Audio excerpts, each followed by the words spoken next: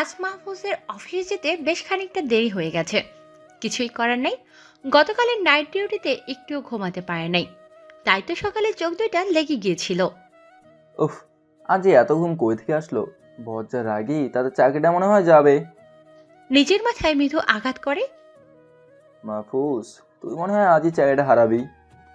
মাহফুজ বেশ দ্রুত গতিতে তার পা চালিয়ে অফিসের দিকে গেল। এবার চলুন পরিচয়টা জানা যাক। আমি মাহফুজ, একজন বড় অফিসের বডিগার্ডদের পরিচালক। বাকিটা আমার আইডিতে আছে। শহরে একটা ছোট বাড়িতে ভাড়া থাকি। পরিচয় দিতে দিতে অফিসে চলে এসেছি। অফিসে ঢুকতেই বস রাগে দৃষ্টিতে আমার দিকে তাকালো। এই ছোট লোকের বাচ্চা, তোর অফিসে আসতে কত সময় লাগে? হয় ঠিক মতো কাজ করবি, নয়তো কাজ ছেড়ে দিবি।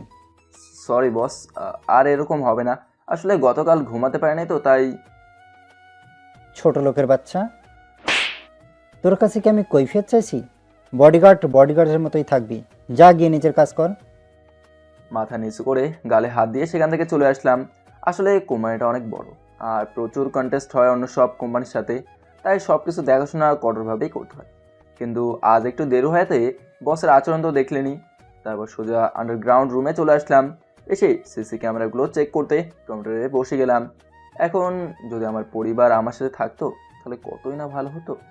এসব কথা ভাবতেছিলাম আর তখনই আমার কাঁধে কারো হাতের ছোঁয়া পেলাম। তাকে দেখি রবিন সাহেব। হ্যাঁ, রবিন সাহেবও আমার সাথেই বডিগার্ডের কাজ করে। তিনি আমার থেকে বয়সে বড় হলেও আমরা দুজন নিজের ভাইয়ের মতো।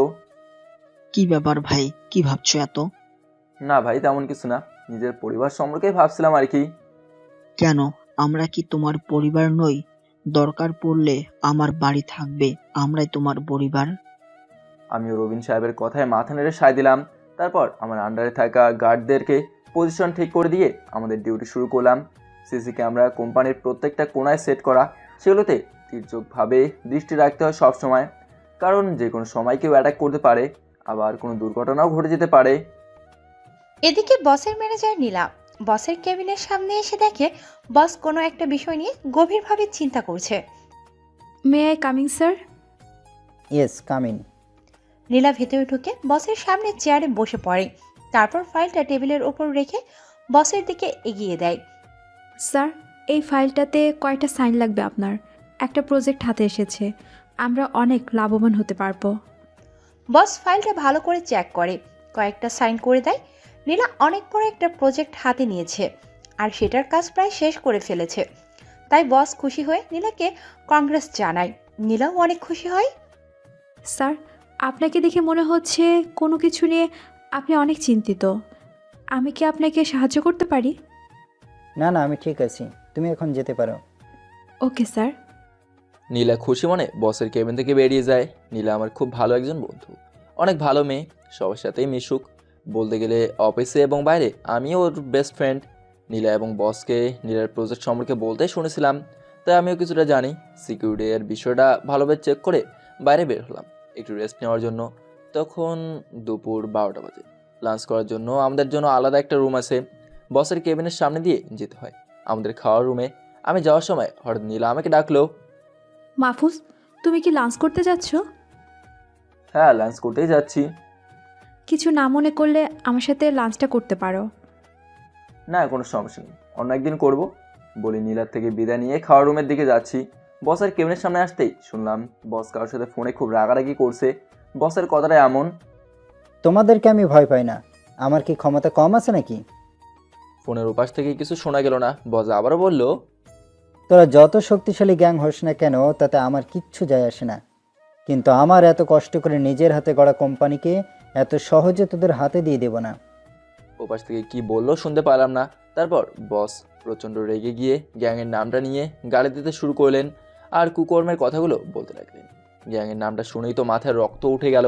এই গ্যাংটা এই কয়টা দিনই এত কুকর্ম করেছে, পুরো নষ্ট করে ফেলছে শহরটাকে। না, আমাকেই কিছু একটা করতে হবে, এদেরকে ঠিক করতে আবার রক্তের বন্যা ঝরাতে হবে। তারপর আমি খাবার খেয়ে রুমে গেলাম, কিন্তু কিছুতেই খেতে ইচ্ছে করছে না। আর ওদিকে বসের চেঁচামেচি বেড়েই চলছে। আমি এসবের থেকে দূরে যেতে চাইছি, কিন্তু এসব আমাকে ছাড়ছে না। কোনো মতে খাবার খেয়ে আবার আন্ডারগ্রাউন্ড রুমে চলে আসলাম। তারপর আমি ফিরোজকে ফোন দিলাম। ফিরোজ কল সার্ভিসে কাজ করে, আমার পুরনো বন্ধু। প্রথমবার কেটে গেল, কিন্তু দ্বিতীয়বার ধরল। তুমি এতদিন পর ফোন দিলে, কোনো সমস্যা? না তেমন কোনো সমস্যা, শুধু একজনের ফোন কল আর এসএমএস আমার ফোনে ট্রান্সফার করে দিতে হবে, পারবে তো? বস, এটা কোনো কথা বললেন? 5 মিনিট ওয়েট করো, আমি ট্রান্সফার করে দিচ্ছি। ফিরোজের সাথে কথা বলে বাকি কাজ শেষ করলাম, তারপর বাসায় চলে গেলাম, খেয়ে দিয়ে ঘুমিয়ে পড়লাম। এদিকে বিজয় সাহেব প্রচুর চিন্তার মধ্যেই ঘুরপাক খাচ্ছেন, তার মাথা যেন কিছুতেই কাজ করছে না। মনে মনে ওদেরকে তো বলে দিলাম আমি ওদের গ্যাং দেখে নেব, কিন্তু কিভাবে কি করব? আমারও সিকিউরিটি ব্যবস্থা কম নাই, আর মাহফুজ আমার সিকিউরিটির সব থেকে বড় সাপোর্ট, কিন্তু ওরা তো সাজ্জাদের গ্যাং, এই শহরের সব থেকে পাওয়ারফুল ওরা। এমন কোনো কাজ নাই যা ওরা করে নাই। সাজ্জাদের নাম শুনলেই পুরো শহর এখন কেঁপে ওঠে। এখন মাহফুজ এই আমাকে সেভ করতে পারবে, কিন্তু আজ তো সামান্য একটা কারণে মাহফুজকে আঘাত করছি। উফ, মনটা খারাপ থাকলে যে কখন কি করে বসি। যাই হোক, মাহফুজের কাছে ক্ষমা চেয়ে নেব, তবুও আমার সেফ থাকা লাগবে। পরের দিন সকালে তাড়াতাড়ি উঠে শাওয়ার নিলাম অনেক সময় নিয়ে, তারপর হালকা কিছু খেয়ে অফিসের দিকে বেরিয়ে পড়লাম। কিছুক্ষণ পর অফিসে পৌঁছে সোজা আন্ডারগ্রাউন্ড রুমে চলে গেলাম, তারপর মন দিয়ে কাজগুলো করতে লাগলাম। হঠাৎই আমার ফোনে একটা কল আসলো, স্ক্রিনে তাকিয়ে দেখি অপরিচিত নাম্বার। আমার ফোনে তো অপরিচিত করার নাম্বার ফোন দেওয়ার কথা নয়। তখনই মনে পড়লো আমার ফোন তো বসের ফোনের সাথে কানেক্ট করা। এসব ভাবতেই ফোনটা রিসিভ হয়ে গেল। তখন এই ফোনটা কানের কাছে নিলাম। কে আপনি? তোর বাপ রে কুত্তার বাচ্চা। তুই তুই আবার ফোন করেছিস? ফোন করে কোনো লাভ হবে না। আমি আমার নিজের হাতে গড়া কোম্পানিকে তোদের হাতে তুলে দেব না, সে তোরা যত পাওয়ারফুল এই হোস না কেন। দরকার পড়লে আমি পুলিশের কাছে গিয়ে তোদের নামে কেস করে আসবো। রাজের বিরুদ্ধে কেস করবি তুই? তোর মতো পিঁপড়ার বাচ্চা কে করবি আমার? পুলিশের বাপ আমি। সেটা দেখাই যাবে কে কার বাপ। এই রাজকে এখনো চিনিস না তুই? ভালোই ভালোই দিয়ে দে, না হলে তোর কোম্পানিটা মাইন বিস্ফোরণে উড়ে যাবে। আর হ্যাঁ, তোকে একটা কথা বলে রাখি, তোর একটা মেয়ে আছে শুনেছি, যে মেয়ের বিয়ের বয়স হয়েছে। তো দেখি রাখিস, তোর এসবের জন্য তোর মেয়ে যেন শাস্তি না পায়। তোকে 2 দিন সময় দিলাম, ভেবে দেখ। বলেই বসের মুখের উপর ফোনটা রেখে দিল। এখন বিজয় সাহেবের নিজের থেকে মেয়ের জন্য বেশি চিন্তা হচ্ছে। এখন তো কিছু একটা করতেই হবে। এই কে আছিস? এক্ষুনি মিটিং ডাক আর মাহফুজকে ডেকে পাঠা। কি যে হবে। অন্যদিকে বিজয় সাহেবের তো রাজের কথা শুনে যেন পায়ের নিচ থেকে মাটি সরে গেছে, কপালে বিন্দু বিন্দু ঘাম জমতে শুরু করছে। মাইনের কথা শুনে যেন তার কোনো হুঁশই নাই। এদিকে এসব কথাবার্তা শুনে তো আমার মাথায় রক্ত চড়ে গেছে। এই রাজের এত বড় সাহস যে আমাদের কোম্পানি থেকে চোখ তুলে তাকায়। তারপর বিজয় সাহেব একটা জরুরি মিটিং ডাকে, নীলাকে বলে। সেখানে কোম্পানির প্রায় সমস্ত স্টাফই উপস্থিত। একটু পর আমি আসলে মিটিং শুরু হয়। আপনারা সকলেই জানেন যে আমার সেক্রেটারি নীলার মাধ্যমে অনেক বড় একটা প্রজেক্ট হাতে নিয়েছি, আর এর মাধ্যমে অনেক বড় একটা লাভ হবে আমাদের। কিন্তু সাজ্জাদের যে গ্যাংটা আছে তার বর্তমান দায়িত্বে রাজ রয়েছে। ওদের চোখ আমাদের কোম্পানির উপর পড়েছে। আর সবাই তো জানো আমার একটা মেয়ে আছে, এবার অনার্স 3য় বর্ষে। এখন রাজ বলছে যদি কোম্পানিটা ছেড়ে না দেই তাহলে ওরা আমার মেয়েকে। আর কিছু বলতে পারলেন না বিজয় সাহেব।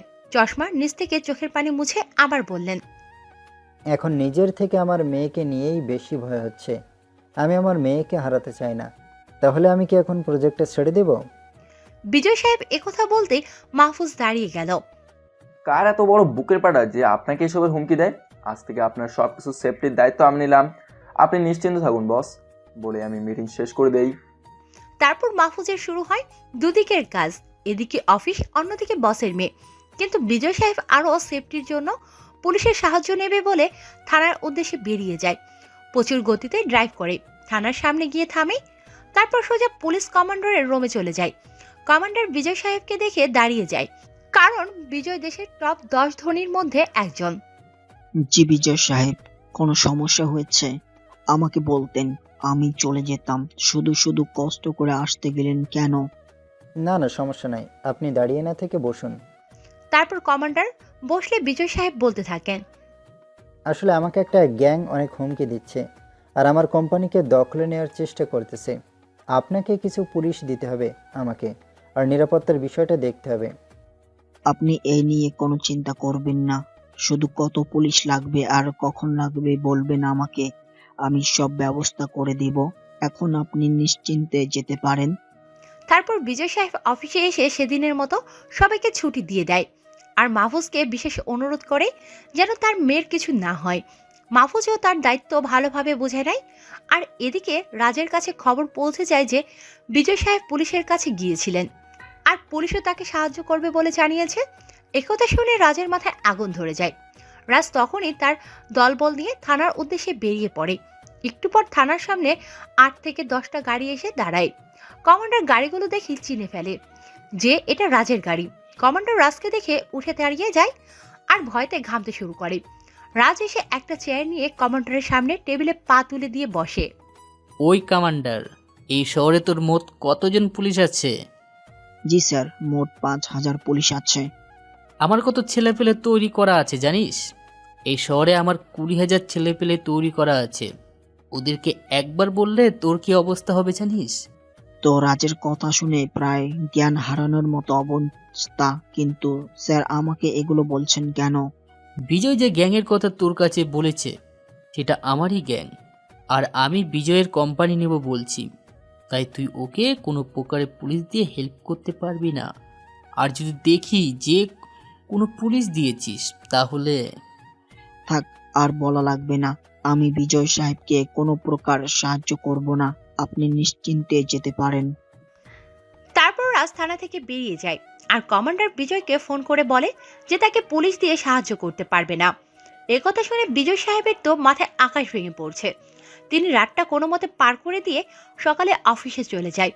কোনো উপায় না পেয়ে বিজয় সাহেব মাহফুজকে ডেকে পাঠায়।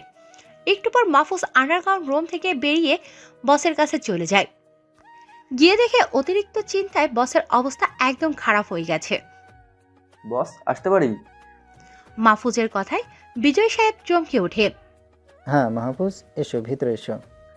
ভিতরে গিয়ে বসের সামনে সোজা হয়ে দাঁড়াই। আরে তুমি দাঁড়িয়ে থাকলে কেন? চেয়ার দেখিয়ে বসো ওখানে। আমি তো অবাক হয়ে গেছি বসের কাণ্ড দেখে। 2 দিন আগেই ওইরকম ব্যবহার করলো আর এখন এত খাতির করতেছে। তারপর মাহফুজ চেয়ারে বসে। বিজয় সাহেব মাহফুজের 2টা হাত জোর করে ধরে ফেলে। পরে পুলিশের কাছে যাওয়ার ঘটনা প্রথম থেকে শেষ পর্যন্ত মাহফুজের কাছে সব বলে। আমার মনে হয় পুলিশকে ওই রাজই হুমকি দিয়েছে। এখন আমি কি করব? আমাকে বাঁচাও মাহফুজ। বস, আপনি চিন্তা করবেন না, আমি সব দেখতেছি আর আপনার সিকিউরিটি আরও বাড়িয়ে দিচ্ছি। এই কথা বলেই আমি আবার নিজের কাজে চলে যাই। না, এবার আমাকে এই ব্যবস্থা নিতে হবে। ওই রাজের বংশকেই নিষ্পাত করে দেব। সেদিনের মতো অফিস ছুটি হয়ে যায়। রাতে মাহফুজ রাতে খেয়ে দিয়ে ঘুমিয়ে পড়ে। সকালে উঠে সোজা বসের বাসায় চলে যায়। বাসার সামনে মাহফুজ গাড়ি নিয়ে দাঁড়িয়ে আছে। এমন সময় বসের মেয়ে বাসা থেকে বের হয়। মাহফুজকে দেখেই তো বসের মেয়ে ফিদা হয়ে যায়। মাহফুজ এমনিতে দেখতে অনেক স্মার্ট, ফর্সা মুখ, চুলটা মাঝারি আকারে কাটা, তার উপর আবার স্টাইল করে রাখছে। আজকে একটা নীল শার্ট আর সাদা প্যান্ট পরে আসছে। সত্যি বলতে মাহফুজকে অনেক বেশি সুন্দর লাগছে। যে কোনো মেয়েই ফিদা করতে এতটুকুই যথেষ্ট। তাশফিকে বসের মেয়ে দাঁড়িয়ে থাকতে দেখে মাহফুজ তাকে গাড়িতে বসতে বলল। ম্যাডাম, দাঁড়িয়ে আছেন কেন? গাড়িতে উঠুন, আপনার কলেজে দেরি হয়ে যাচ্ছে।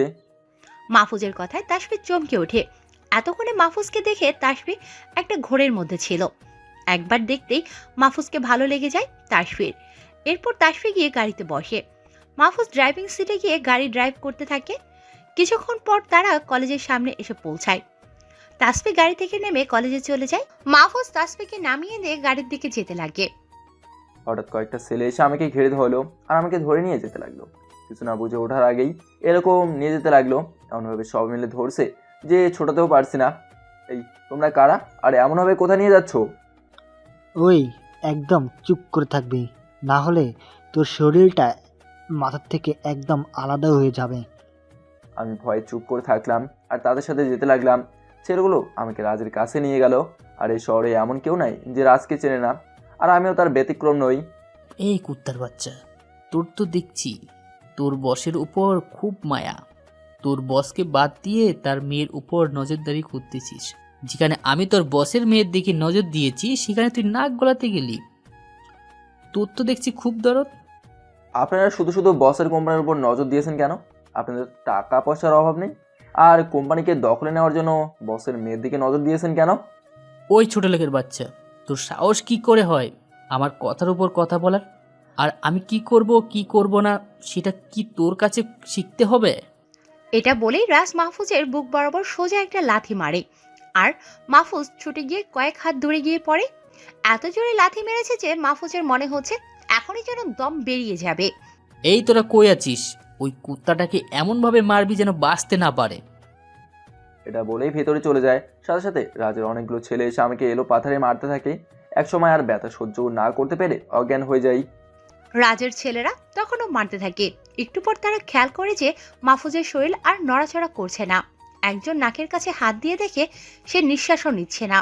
তারপর ছেলেগুলো মাহফুজকে গাড়ি করে রাস্তায় ফেলে দিয়ে আসে। মাহফুজের নিথর দেহ রাস্তায় পড়ে আছে, কিন্তু কেউ সাহায্যের জন্য এগিয়ে আসে না। সেই পথ দিয়ে মাহফুজের এক বন্ধু যাচ্ছিল। মাহফুজকে এই অবস্থায় দেখে তাড়াতাড়ি হাসপাতালে নিয়ে যায়। তারপর ইমার্জেন্সি রুমে নিয়ে যাওয়া হয়।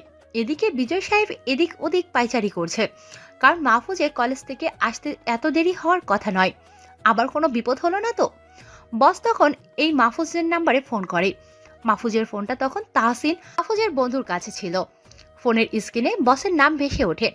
তাহসিন তখন ফোন রিসিভ করতেই, মাহফুজ তুমি কোথায়? সে কখন বেরিয়েছো, এখনো আসলে না? মাহফুজের অবস্থা অনেক খারাপ, আর ওকে হাসপাতালে ভর্তি করানো হয়েছে। তাহসিন প্রথম থেকে শেষ পর্যন্ত বলে। তারপর বিজয় সাহেব ঠিকানা নিয়ে হাসপাতালের উদ্দেশ্যে বেরিয়ে পড়ে। কিছুক্ষণ পর হাসপাতালে এসে পৌঁছায়। বিজয় সাহেব মাহফুজের চিকিৎসার সব রকমের ব্যবস্থা করেন।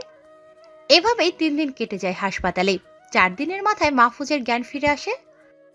আমার জ্ঞান ফেরার পর চোখ খুলে দেখি বজ আর তাসফি আমার পাশে বসে আছে। আমি চারিদিকে চোখ বুলে দেখতে লাগলাম যে কোথায় আছি। বস মনে হয় বিষয়টা বুঝতে পেরেছে। তুমি এখন হাসপাতালে আছো, কোনো সমস্যা নাই, এখন তুমি সম্পূর্ণ নিরাপদ।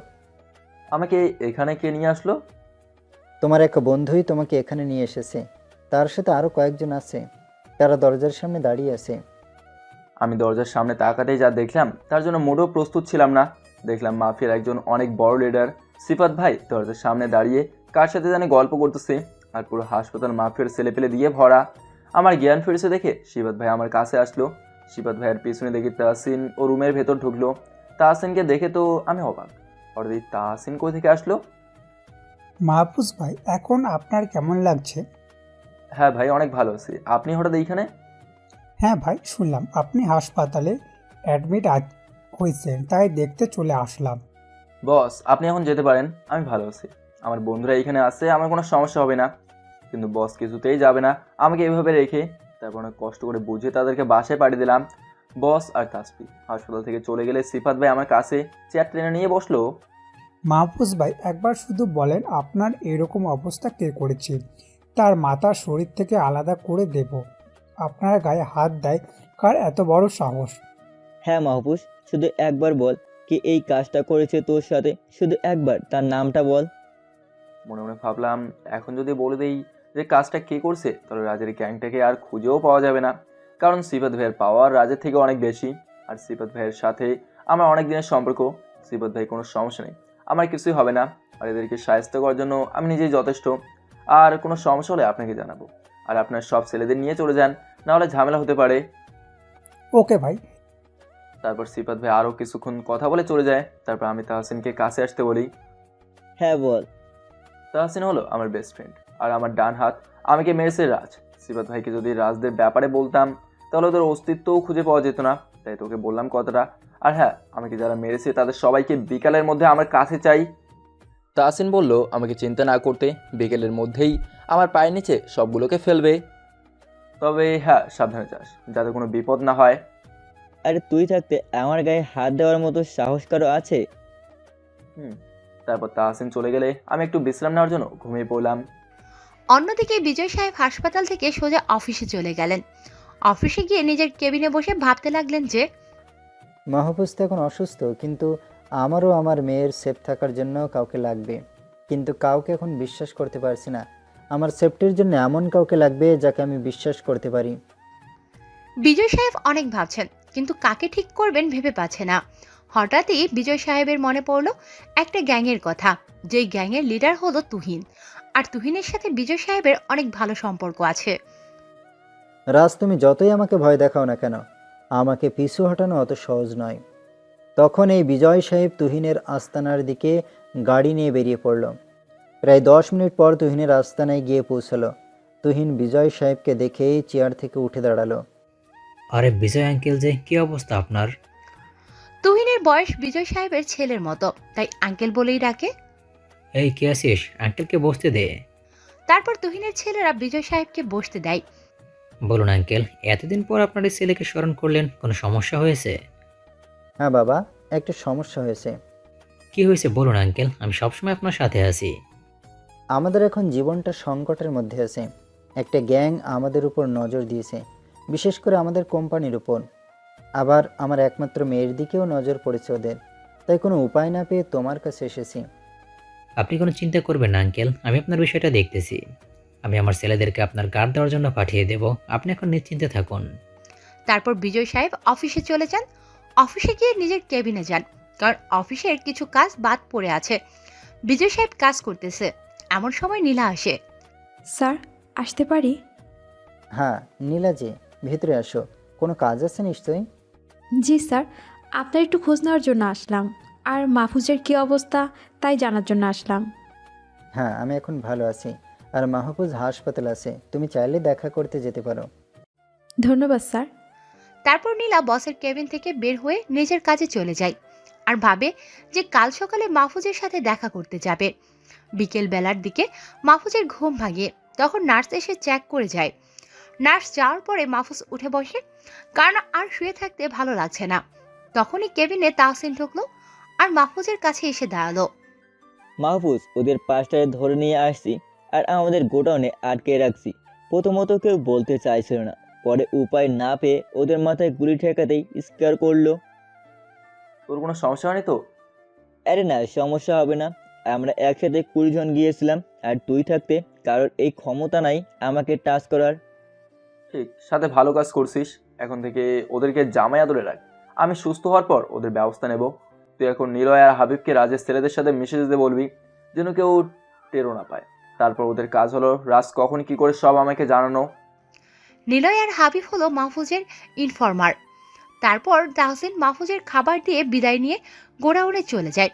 মাহফুজ বসে খেতে থাকে, কারণ খাওয়ার পরে ওষুধ খেতে হবে। এমন সময় তাসফি মাহফুজের কেবিনে ঢুকলো। তাসফিকে দেখে তো মাহফুজ অনেক অবাক হলো। একটু উঠে বসার চেষ্টা করলো, কিন্তু শরীরের ব্যথার সম্ভব হলো না। এই, আপনি কি করছেন? আমাকে দেখে বসতে হবে না। আর আপনার শরীর এখনো ভালো হয়নি, আপনি শুয়ে থাকুন। তারপর আর কি, তাসফির কথায় শুয়ে থাকলাম। তারপর তাসফি আমার কাছে চেয়ার টেনে নিয়ে বসলো। আপনার শরীর এখন কেমন লাগছে? হ্যাঁ, এখন অনেকটা ভালো লাগছে। আপনার শরীর কেমন আছে? এই, আমাকে আপনি করে বলছেন কেন? আমি কি আপনার সিনিয়র নাকি? না মানে মানে টানে কিছু জানি না, আমাকে এখন থেকে তুমি করে বলবেন, তাই জানি। তাসফির হঠাৎ এমন রেগে যাওয়াতে ভয় পেয়ে যাই। আচ্ছা, এখন থেকে তুমি করেই বলবো। তুমি করেই বলতে হবে। আর শুনুন, আমি আপনাকে একটা কথা বলতে এসেছি। আমি ঘুরিয়ে পেঁচিয়ে কোনো কথা বলতে পারি না, তাই সোজাসুজি বলে দিচ্ছি। তারপর তাসফি আমাকে যা বললো সেটা শুনে পুরো অবাক হয়ে গেলাম। হ্যাঁ বলবো নাকি না বলবো কিছু বুঝতে পারছি না। আমি ঘুরিয়ে পেঁচিয়ে কোনো কথা বলতে পারি না, তাই সোজাসুজি বলে দিচ্ছি। আপনি প্রথম যেই দিন আমাকে কলেজে নেওয়ার জন্য আমাদের বাসায় গিয়েছিলেন, সেই দিন এই আপনাকে প্রথম দেখে আপনাকে ভালো লেগেছে। জীবনে কাউকে ভালোবাসলাম না, আমি আপনাকে ভালোবেসে ফেলেছি। আমাকে কি আপনার পছন্দ হয়? মাহফুজ তো তাসফির কথায় কি বলবে ভেবে পাচ্ছে না, একদম চুপ হয়ে আছে। মাহফুজের চুপ থাকা দেখে তাসফি আবার বলে উঠল। এই, আপনি চুপ করে আছেন কেন? আমাকে আপনার ভালো লাগে নাকি তাই বলুন। দেখো তাসফি, সেটা কিভাবে সম্ভব? আমার মতো একজন বডিগার্ডকে তুমি ভালোবাসো, তোমার বাবা জানলে তো আমাকে চাকরি থেকেই বের করে দেবে। তাছাড়া আমার আসল পরিচয় তুমি জানো না। আমার আসল পরিচয় জানলে তুমি আমাকে ঘৃণা করতে। আমি কিছু শুনতে চাই না, ব্যাস। আপনি সুস্থ হওয়া পর্যন্ত ভাবার সময় দিলাম, তারপর আপনার সিদ্ধান্ত জানাবেন। বলে তাসফি চলে গেল। আমি তো তাসফির চলে যাওয়ার দিকে অবাক হয়ে তাকিয়ে থাকলাম। কি জল্লাদ মেরে বাবা, মেয়েটা বলে কি? আর তাসফি তো জানে না যে আমি খারাপ কাজ করি। তবে তাসফিকে দেখতে কিন্তু একদম হুড়পড়ির মতো। সত্যিই বলতে গেলে আমি ওকে ভালোবেসে ফেলেছি। তারপর খাওয়া দাওয়া শেষ করে ওষুধ খেয়ে একটু শুয়ে থাকলাম। এদিকে বিজয় সাহেব নিজের কেবিনে বসে আছে। তুহিন তার অনেকগুলো ছেলে পাঠিয়েছে বিজয় সাহেবের সিকিউরিটির জন্য। ছেলেগুলো অফিসে এসে বিজয় সাহেবের কেবিনে ঢুকে যায়। কে তোমরা আর কি চাও? আমাদেরকে টুইন ভাই পাঠিয়েছে। ও আচ্ছা, তোমরা তুহিনের লোক। আচ্ছা, আমার কোম্পানিকে ভালোভাবে পাহারা দিবে, বিশেষ করে আমার মেয়েকে সেফ রাখবে, এটাই তোমাদের প্রধান দায়িত্ব। ছেলেগুলো নিজেদের কাজ বুঝে নিয়ে নিজেদের কাজে চলে যায়। এখন বিজয় সাহেব একটু শান্তি পেলেন। তখনই নীলা বিজয় সাহেবের কেবিনে আসলো। স্যার কেমন আছেন? এই তো ভালো আছি, তোমার কি অবস্থা? আমিও ভালো আছি স্যার। আরেকটা কথা স্যার, আমি একটু মাহফুজের সাথে দেখা করতে যেতে চাচ্ছি, যদি আপনি অনুমতি দেন। ওকে, যাও, কোনো সমস্যা নাই, দেখা করে আসো। তারপর নীলা অফিস থেকে বেরিয়ে হাসপাতালে চলে। তারপর মাহফুজের কেবিনে যায়। ও নীলা, কেমন আছো তুমি? এই তো ভালো আছি। তোমার শরীর এখন কেমন? হ্যাঁ, আমিও এখন ভালো আছি। এভাবেই কিছুক্ষণ কথা বলে নীলা আবার অফিসে চলে যায়। মাহফুজের এখন বেশ ভালো লাগছে। দুপুরে ডক্টর এসে মাহফুজকে চেক করে রিলিজ করে দেয়। তারপর তাহসিন এসে মাহফুজকে বাসায় নিয়ে যায়। কে তাহসিন, মালগড়ের কি অবস্থা? হ্যাঁ, ভালোভাবে রাখছি যাতে কোনো সমস্যা না হয়, সেদিকেও খেয়াল রাখছি। ওকে ঠিক আছে, আজ বিকাল পর্যন্ত জামাই আদরে রাখ, বিকালে এসে আমি মিষ্টিমুখ করাবো ওদের। ওকে, তুই এখন ফ্রেশ হয়ে বিশ্রাম নে, এখন পরে গোডাউনে আসবি। বলে তাহসিন চলে যায়। আমিও কাপড়গুলো খুলে ওয়াশরুমে শাওয়ার নিতে চলে গেলাম। এতদিন হাসপাতালে শুয়ে থেকে শরীরে জং ধরে গেছে, অনেকক্ষণ ধরে শাওয়ার নিলাম। তারপর ওয়াশরুম থেকে বের হয়ে কিছু খেয়ে নিলাম। এভাবেই দেখতে দেখতে বিকাল হয়ে গেল। তখন গোডাউনের উদ্দেশ্যে বেরিয়ে পড়লাম। একটু পর গোডাউনেও পৌঁছে গেলাম। গিয়ে দেখি রাজের 5টা ছেলেকে তাহসিন শিকল দিয়ে বেঁধে রেখেছে। আমি ওদের কাছে যেতেই ওদের মধ্যে থেকে একজন বলে উঠলো, ওই, তোকে না মেরে রাস্তায় ফেলে দিয়ে আসলাম, তাহলে তুই বেঁচে আসলি কিভাবে? তোর বাচ্চা বাপ কি কখনো মরে নাকি? আমি মারা গেলে তোদের শরীর থেকে জানটা আলাদা করবে কে? বলেই সজোরে বুকের মধ্যে একটা লাথি মারলাম। আমার আসল পরিচয় আর কার গায়ে হাত দিয়েছিস সেটা যদি একবার জানতি তাহলে দম আটকে মারা যাইতি। তারপর তাহসিনকে বললাম মোটা একটা রড আর কাটার নিয়ে আসতে। তাহসিন এসে রড আর কাটার দিয়ে গেল। রডটা হাতে নিয়ে পাশ থেকে এক জায়গায় করে সজোরে পায়ে বাড়ি দিলাম। সাথে সাথেই মট মট করে হাড় ভাঙার শব্দ হলো আর ওরা মাগো বলে চিৎকার করে উঠলো। তারপর কাটার দিয়ে একটার কাছে গেলাম। কাটারটা আঙুলের ফাঁকে ঢুকিয়ে কাটারে চাপ দিতেই একটা আঙুল আলাদা হয়ে গেল। সাথে সাথে ষাঁড়ের মতো চিৎকার দিয়ে উঠলো। বাকিগুলো হাত জোর করে ক্ষমা চাইতে লাগলো। আমাদেরকে ক্ষমা করে দাও, আমরা না বুঝে এমনটা করে ফেলেছি, দয়া করে আমাদেরকে মেরো না। কেন রে কুত্তার বাচ্চারা, আমাকে মারার সময় এই কথাগুলো তোদের মনে ছিল না? এখন তো তোদের জামাই আদর করবো বলেই কাটার দিয়ে এলো পাথারেই ওদের বুকে মারতে থাকলাম। তারপর বাকিগুলোরও সব কটা আঙুল কেটে নিলাম। অনেক রক্ত পড়তেছিল, তাই টেপ দিয়ে আঙুলের মাথায় পেঁচিয়ে দিলাম। তখন সব কটা গলা কাটা মুরগির মতো করতেছিল। সাথে সাথে ওদের বুক থেকে অঝোর ধারায় রক্ত পড়তে লাগলো। এভাবে আর কিছুক্ষণ থাকলে ওদের জীবন চলে যাওয়ার জন্য যথেষ্ট, কিন্তু ওদেরকে বেশি কষ্ট দেব না। আমার পরিচয় শুনলে ওদের মরতে একটু সুবিধা হবে। তখন ওদের কানের কাছে মুখ নিয়ে আমার পরিচয়টা বললাম। সাথে সাথে ওদের চোখগুলো বড় বড় হয়ে গেল আর দম আটকে মারা গেল। তাহসিনকে বললাম ওদের লাশগুলো শহরের মেন পয়েন্টে ঝুলিয়ে রেখে আসতে, যাতে শহরে সবাই দেখতে পারে তাদের। তারপর বাসায় চলে গেলাম। হ্যাঁ, এখন একটু শান্তি লাগছে ওদেরকে মেরে। রাতে বিছানায় শুয়ে আছি, এমন সময় অপরিচিত নাম্বার থেকে ফোন আসলো। অপরিচিত নাম্বার বলে প্রথমে ধরলাম না, দ্বিতীয়বার আবার ফোন আসলো। এবার ফোনটা রিসিভ করতে মেলি কণ্ঠ আসলো। হ্যালো, কে বলছেন? আমি। আরে আমিটাকে দেখুন, পরিচয় দিলে দিন, আর না হয় ফোন কেটে দিন। আরে অত রেগে যাচ্ছেন কেন? আমি তাসফি। ও তাসফি, আসলে হঠাৎ করে ফোন দিলে তো। কেন, ফোন দিতে পারি না নাকি? না সেটা নয়, কিন্তু আমার নাম্বার পেলে কোথায়? যাকে ভালোবাসি তার নাম্বার পেতে সময় লাগে নাকি? আচ্ছা, আমাকে আপনার ভালো লাগে নাকি সেটা বলেন। তাসফির কথা শুনে চুপ করে গেলাম। এত কথার মধ্যে আবার এই কথা কেন? এটা আসলেই পাগলি। কি হলো, চুপ করে আছেন কেন? আমাকে আপনার ভালো লাগে নাকি? আমি আর কোনো অজুহাত শুনবো না। আমি জীবনে এই কাউকে ভালোবাসলাম, আর এখন যদি না বলেন তাহলে আমি কিন্তু খারাপ কিছু করে ফেলবো। মনে মনে বললাম না, কি যে করি মেয়েটাকে নিয়ে। এখন না বলে যদি কিছু করে বসে তাহলে নিজেকে ক্ষমাও করতে পারবো না। কি হলো? হ্যাঁ, আমিও তোমাকে ভালোবাসি, অনেক ভালোবাসি, কিন্তু তোমার বাবা কি মেনে নেবে? হ্যাঁ, মেনে নেবে, কারণ আমি যা বলি আমার বাবা তাই শুনে। আমার সুখের জন্য বাবা সব কিছুই করবে। তারপর তাসফির সাথে কিছুক্ষণ কথা বলে ঘুমিয়ে পড়লাম, কারণ সকালে উঠে অফিসে যেতে হবে। অনেকদিন যাওয়া হয় না। সকালে ঘুম থেকে উঠে দেখি পুরো শহরে হইচই লেগে গেছে। মাফিয়ার ছেলেগুলোকে এত খারাপভাবে কে মারলো? ওদিকে রাজের অবস্থা তো আরো খারাপ। রাজ তো পুরো পাগল হয়ে গেছে, যেভাবেই হোক ওর ছেলেদের খুনিকে ধরবে। কিন্তু মাহফুজকে ওদের মাফিয়া 14 গোষ্ঠীও চেষ্টা করলেও ধরতে পারবে না। মাহফুজ নিশ্চিন্তে বসে আছে, যেন কিছুই জানে না। অফিসের সময় হয়ে যাচ্ছে বলে ওয়াশরুমে যায় শাওয়ার নেওয়ার জন্য। ওয়াশরুম থেকে বের হয়ে অফিসের ড্রেস পরে নেয়। বাসা থেকে বের হবে এমন সময় ফোনটা বেজে ওঠে। তারপর ফোনটা রিসিভ করে যা শুনে তাতে তো মাহফুজের হুঁশি উড়ে যায়। হ্যাঁ নিলয়, বল কি অবস্থা?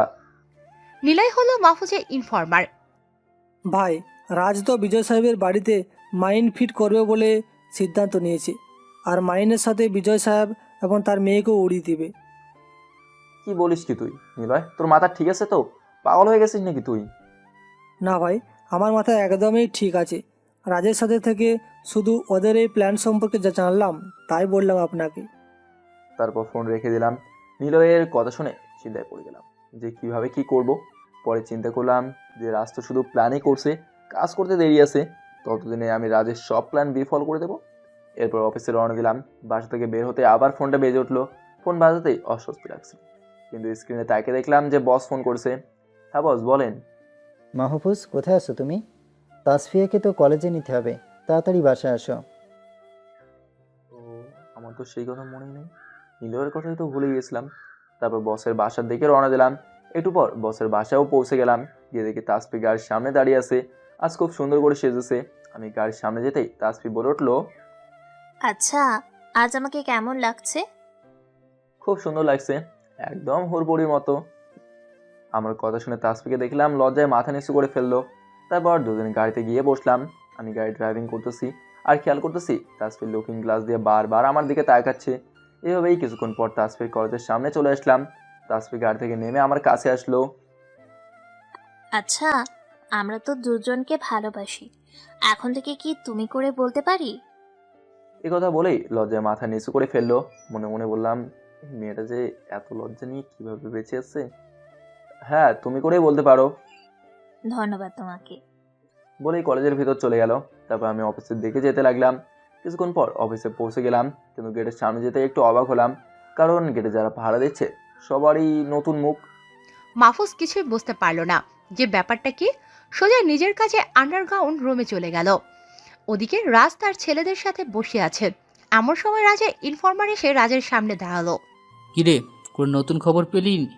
জি বস, একদম তাজা খবর। বিজয় সাহেব তুইনের কাছে গিয়েছিল কিছু ছেলেকে দেওয়ার জন্য, যাতে কোম্পানির সিকিউরিটি বিষয়টা নিশ্চিত করতে পারে। ওই ছোট লোকের বাচ্চাকে ওর মেয়ে সহ মাইন দিয়ে উড়িয়ে দিব। ওর বাড়ি আর কোম্পানির কোনো অস্তিত্ব খুঁজে পাবে না। এই শফিক, তুহিনকে ফোন করে আসতে বল। তারপর শফিক ফোন করে তুহিনকে আসতে বলে। শফিক হলো রাজের ডান হাত। ফোন করার একটু পরই তুহিন চলে আসে রাজের আড্ডায়। তুহিন এসে রাজের সামনে মাথা নিচু করে দাঁড়িয়ে থাকে। রাজ তুহিনকে কন্ট্রোল করে। জি বস, বলুন, হঠাৎ জরুরি তলব করলেন যে? তুহিন, তুই বলে বিজয় সাহেবের কোম্পানিতে তোর ছেলেদের পাঠিয়েছিস? জি বস, উনি আমাকে ছেলের মতোই দেখেন। আমার কাছে এসে বললেন যে একটা গ্যাং ওনাকে হুমকি দিয়েছে, ওনার সেফটি দরকার, তাই আমার ছেলেদেরকে পাঠিয়েছি। তুই কি জানিস যে সেই গ্যাংস্টার কে? সেটা হলো আমার গ্যাং, আর আমার চোখ পড়েছে বিজয় কোম্পানির দিকে। জি বস, আমি জানতাম না যে এটা আপনার গ্যাং। আমি এখনই আমার ছেলেদেরকে ফিরিয়ে আনতেছি। এদিকে বিজয় সাহেব নিজের কেবিনে বসে কাজ করতেছে। একটা বড় প্রজেক্ট তার হাতে আসাতে গভীর মনোযোগ দিয়ে কাজ করতেছে। এমন সময় তুহিনের ছেলেরা বিজয় সাহেবের কেবিনে আসে। ছেলেগুলোর মধ্য থেকে একজন বলে ওঠে, বিজয় সাহেব, আমাদের বস আমাদেরকে এক্ষুনি ফিরে যেতে বলেছে আর পাহারা দিতে নিষেধ করেছেন, তাই আমরা চলে যাচ্ছি। বিজয় সাহেব কাজ করতেছিলেন। ছেলেটার কথায় বিজয় সাহেব চমকে উঠলেন। পাহারা দিতে নিষেধ করছে মানে? কি বলছো তোমরা? মাথা ঠিক আছে তো তোমাদের? এত কথা শোনার সময় আমাদের কাছে নেই। আমাদের কাছে অর্ডার আছে চলে যাওয়ার জন্য, তাই আমরা চলে যাচ্ছি। তাই আর দেরি করা সম্ভব না। আপনার দরকার পড়লে বসের সাথে কথা বলেন। বিজয় তো অনেক অবাক হয়েছে ছেলেগুলোর কথা শুনে, কিন্তু তুহিন হঠাৎ এমন করলো কেন? বিজয় সাহেব যেন কিছুতেই মেলাতে পারছে না তুহিনের ব্যবহার। বিজয় সাহেব সাথে সাথে তুহিনকে ফোন দেয়। একবার বাজতেই তুহিন ফোন ওঠায়। তুহিন, তুমি বলে তোমার ছেলেদের ফিরিয়ে নিয়েছো? হ্যাঁ আঙ্কেল, এছাড়া আর কোনো উপায় নেই আমার কাছে। আমাকে উপর থেকে এই কারণে চাপ দেওয়া হচ্ছে, তাই আমি পারবো না, আমাকে মাফ করে দিন। বলেই ফোনটা কেটে দিল। বিজয় তো তুহিনের কথা শুনে ভেঙে পড়ছে। তুহিন ছিল নিজের ছেলের মতো। বিজয় সাহেব টেবিলের উপর মাথা রেখে ভাবতে লাগলেন কি করা যায়, কারণ কোম্পানির সেফটির জন্যই তুহিনের ছেলেদের আনছিল। বিজয় সাহেব সিদ্ধান্ত নিলেন যে এবার মাহফুজকেই সমস্ত কিছুর দায়িত্ব দেবে, কারণ মাহফুজকে বিজয় সাহেবের মনে ধরে গেছে। মাহফুজ এতদিন ধরে নিজের ছেলের মতো কোম্পানি আর বিজয় সাহেবের পরিবারের দেখাশোনা করছে। মাহফুজ আন্ডারগ্রাউন্ড রুমে বসে সবগুলো সিসি ক্যামেরার দিকে নজর রাখছে। কোম্পানির গুরুত্বপূর্ণ জায়গাগুলোতে সিসি ক্যামেরা লাগানো আছে। এখন শুধু বিজয় সাহেবের বাড়িতেই সিসি ক্যামেরাগুলো লাগাতে হবে, যাতে করে বাড়িতে বসেই সব কিছুর উপর নজর রাখা যায়। তারপর বিজয় সাহেবের কাছ থেকে ছুটি নিলাম বাড়ি যাব বলে, কিন্তু আসল উদ্দেশ্য হলো তার বাড়িতে সিসি ক্যামেরা লাগানো। কিন্তু গেটের কাছে আসতে দেখি সে অচেনা ছেলেগুলো একটাও নেই। মনের মধ্যে তখন একটু খটকা লাগলো। যাই হোক, বসের কাছ থেকে জেনে নেব বিষয়টা। তারপর বিজয় সাহেবের বাড়িতে সিসি ক্যামেরাগুলো লাগিয়ে দিয়ে আসলাম। অফিসে ঢুকবো এমন সময় ফোন এলো, তাকে দেখে আননোন নাম্বার। ফোন রিসিভ হয়ে গেল, বুঝলাম যে বসের ফোন এসেছে। তারপর ফোনটা কানে নিলাম। হ্যালো, কে বলছেন? আমি তোর বাপ রে, রাজ রে। তুই আবার কেন ফোন দিয়েছিস? তোকে কিছু কথা বলি। তোর কাছে কোম্পানি চেয়েছিলাম, নিজের ইচ্ছায় দিস নেই। কোম্পানিকে পাবো বলে আশায় বসেছিলাম, কিন্তু তোর মেয়েকে দেখলাম সেদিন। তোর মেয়ে তো পুরাই ঝাকাস দেখতে, আমার খুব পছন্দ হয়েছে। এখন তোর কাছে দুটো অপশন, হয় তোর মেয়েকে দিবি আর না হয় তোর কোম্পানি। যদি তাও না করিস তাহলে তোর মেয়েকে খুঁজে পাবি না, আর মাইনের ধাক্কায় তোর অফিস আর বাড়ি কিছুই খুঁজে পাবি না। রাজের কথা শুনে মাহফুজের মাথায় তো রক্ত উঠে যায়। রাজের এত বড় সাহস হয় কি করে তার সঙ্গে নিয়ে এত কথা বলার? এই মাফিয়াদের কারণে পরিবার থেকে ঝরে গিয়েছি, আর ঝরে যাওয়ার কারণের মধ্যে রাজেরও হাত ছিল। তাই প্রথমে রাজকেই শেষ করতে হবে, আর এটার জন্য আমাকে আগের জীবনে ফিরে যেতে হবে। তারপর অফিসে যেতেই বসের ডাক পড়লো, বসের কেবিনে গেলাম। হ্যাঁ মাহফুজ, এসো ভেতরে এসো। তারপর ভিতরে গিয়ে বসের সামনে বসলাম। শোনো মাহফুজ, তোমাকে আমার জন্য একটা কাজ করতে হবে। কাজটা আমার ব্যক্তিগত, আর আমি একমাত্র তোমাকেই ভরসা করি। হ্যাঁ বলুন, কি বলবেন? দেখো মাহফুজ, রাজের নজর আমার কোম্পানির সাথে আমার মেয়ের দিকেও পড়ছে, তাই আমি আমার মেয়েকে বিয়ে দিতে চাচ্ছি। এ ব্যাপারে তুমি আমাকে সাহায্য করবে। জীবনে একজনকে ভালোবাসলাম তা অন্যের হয়ে যাবে।